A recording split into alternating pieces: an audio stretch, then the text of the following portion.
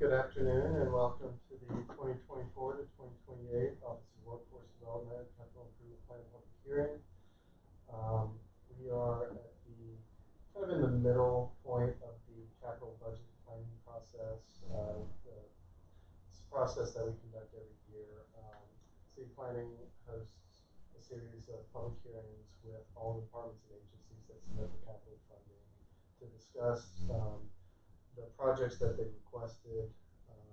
So what we would ask of you is to discuss, I guess, the one project that you've requested for the 5 years. Give a brief description of what is involved with it and how that would, I guess, accomplish your 5-year vision, improve your operations, your facilities, and so forth. So let's go around the table for introductions. Larry Massey, Deputy Director, City Planning. Vince Smith, Director of Capital Projects. Okay, and I'm Sinead Basso, Director of the Office of Workforce Development. Great. Yes. So my purpose for putting in for $20 million to capital projects is because right now we're renting space. We've been at 3400 Tulane Avenue. Our landlord was Goodwill, and last year they stated that they needed their upstairs space for whatever reason. We were paying rent to the tune of $40,000 a month. Yes. And so it forced us to try to find another location. We needed at least 25,000 square feet in order to comfortably do what we were funded to do. We're supposed to be the one-stop operator for the city's workforce development, and we employ on the programmatic side a minimum of 50 people. In addition to the city side, which we provide technical assistance and oversight of the funding, we hire right now probably at 10, but we're expanding due to additional grants. So we're in a new location. It took us a while to get a location. Now we're paying $40,000 plus $10,000 in energy bills, which we didn't have to pay before. Where are you at now? So we're at 1307 O.C. Haley, the Myrtle Banks building. So we were looking at, and so I just thought from a business lens, with the amount of money we pay for rent, and we would have to get out, if Myrtle Banks decided today or tomorrow they wanted to end our contract, it disrupts the flow of the work that we do. And we are public facing, and so it puts us out of commission, which means the people of New Orleans will not receive our services. And we offer a myriad of services. So I was like, if I say $50,000, almost $50,000 a month that we're expending, if we had our own building, which we were looking at initially at the United Way building on Canal Street, and it was sold, but we toured 2 properties, United Way building and the Blood Center building. One thing I want to do is be instrumental in the catalytic redevelopment of that part of Canal Street. So putting the Workforce Development Center, the one-stop shop center at that site, we're not only centrally located where people from even the marginalized communities, the West Bank, the New Orleans East, have access to our services, but we can also revitalize that part of Canal Street. And so when I looked at that building, it wasn't up for sale. It was like a closed sale or closed, whatever the guy was saying during the tour. It had what we were looking for, because I'm gonna go back to us wanting to be a true one-stop. One of the priority populations for us is youth who are aging out of the foster care system. They're falling through the cracks. And so if we're looking at the work that we want to do with them holistically and comprehensively, we can provide for all of their needs. What we can't do is provide a place for them to have a healthy meal, which this building would allow us to do, and I'll go into details on that, but it also has shower stalls already there, so we wouldn't have to build that in, and I'm looking to purchase commercial grade washers and dryers so that we can wash their clothes, get them ready, prepare them for jobs, making that connection. Also, we were looking at, there's an area we saw in there where we could build out a little cafe where we have our opportunity youth. And what do I mean by opportunity youth? These are youth who are not connected to school or work. So helping them to develop their entrepreneurial skills while receiving all the other services that we have. The building meets our needs as far as square footage is concerned. It could be instrumental in the catalytic redevelopment of that part of Canal Street. We could have all of our resource partners in the building at one time on designated days and designated times, so it could be a true one-stop shop. Meaning, like our resource partners, TCA, they provide housing, rapid housing reattachment. They provide childcare. We have them in the building. Well, we'll set designated days. So we have other community partners where we could all be in the building either Tuesday and Thursday. When someone comes in for services, they don't have to go all around the city. We will all be in that building, and plus they're going to pay into the infrastructure. So that's another piece. If we're looking at it from a business perspective, and I guess when I was thinking about this was because I thought United Way was going for 3.5.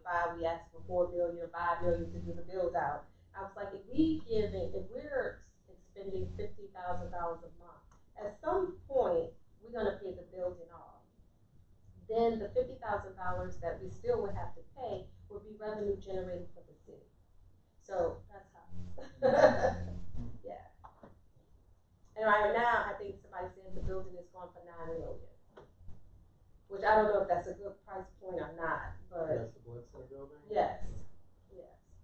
So I figured 20 million, that would help us with the build out, so on and so forth. We already have the other cubby, the desk and the materials, because right before they asked us to vacate, we had just expended almost $300,000 on the physical transformation of the Goodwill building, meaning new carpet, paint, signage, the whole 9 yards. We had just finished $300,000 worth of work on the physical transformation, and that was, for me, it fit into a bigger picture because I believe in creating positive work cultures, and it started with the physical space. So we did that piece, and we underwent a lot of professional development because what I was doing was a holistic transformation of the center. And so we started with the physical. We expended all the dollars on professional development. Then we were told we had to go. So I wanted to take my carpet and my paint off the walls on my way out. I wanted to roll up my carpet and snatch the paint off the wall on my way out the door. But we left it a better place, a better space for whomever, them, if they were expanding up there. So, it was unfortunate for us because it disrupted our services, but it also assisted us with providing services in our partnership with the library.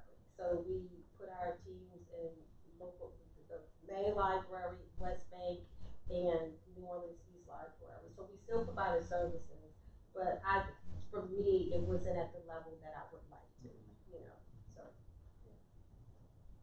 So, have you had any conversations with property management about? Yes, Mo, that's Mo. Yeah. Mm-hmm. I say, yeah, I'm the little gnat, right? I'm the little gnat. Yes. So Mo was instrumental in us getting where we are and just working out the kinks. He and Andrew with the contract, they were instrumental in that piece. So for that, we're grateful. But there's still some things that need to be done, and the dry is they don't have the funding to do a lot of things that need to be done, and my funding won't allow us to do it. So there are these gaps, and so I was just like, this is a great space. We finally have a window. We could look outside to see, what the weather is, which we couldn't do on Tulane. So for that I'm grateful.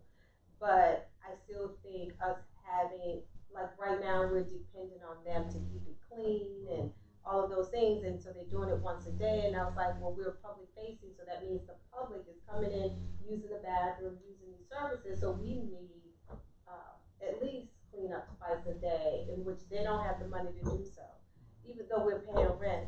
They just financially, I don't know what the politics were around that. I don't want to get into that, but I just know that it's not conducive to what we need to do. But there, when looking for facilities, are there any specific components or layouts that you would prefer or desire when you're looking for a building? I noticed the blood center is, multi-story. Yeah, so that's what we're looking for, multi-story, because we had adult population, and we had to have a separate area for youth, and then of course for administrative offices. So for leadership, adult, and youth.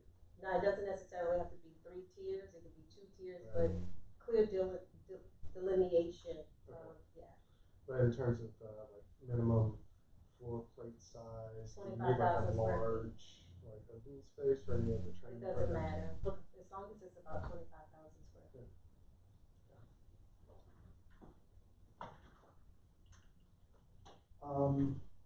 I'm gonna get somebody on my team just to affirm your numbers. Um, and I'm also suggesting, like I said, I'll have somebody reach back to you, Okay. that maybe for 2024, you plug in the $9 million to acquire the building. Okay.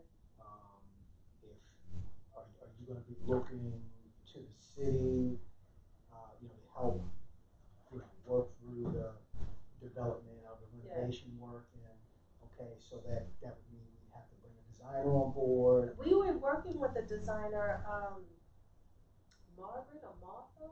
Somebody came out to both facilities with Rico. That would be Martha Grissett. How long ago was yeah. She's gone. Over a year ago. Yeah, probably.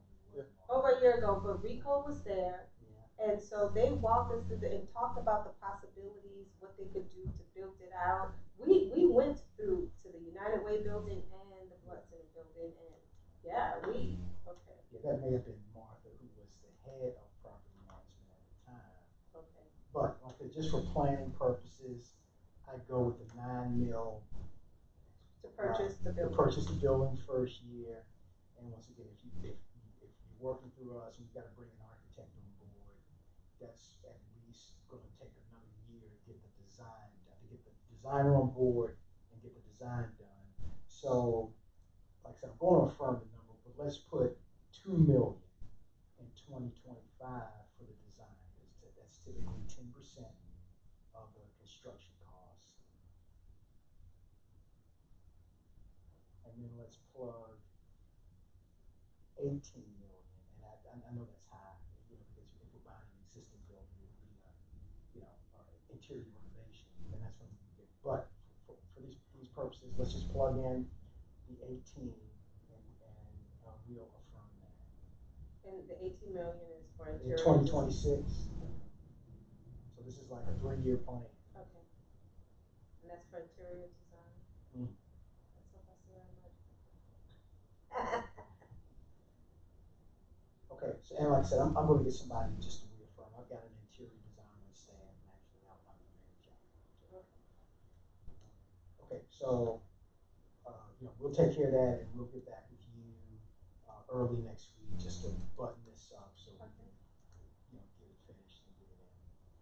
So I have a realistic question for you. Like, what's the likelihood of any of this going through? You hear rumors, and so I was like, well, maybe they're just meeting with me just to appease me. I don't know. Well,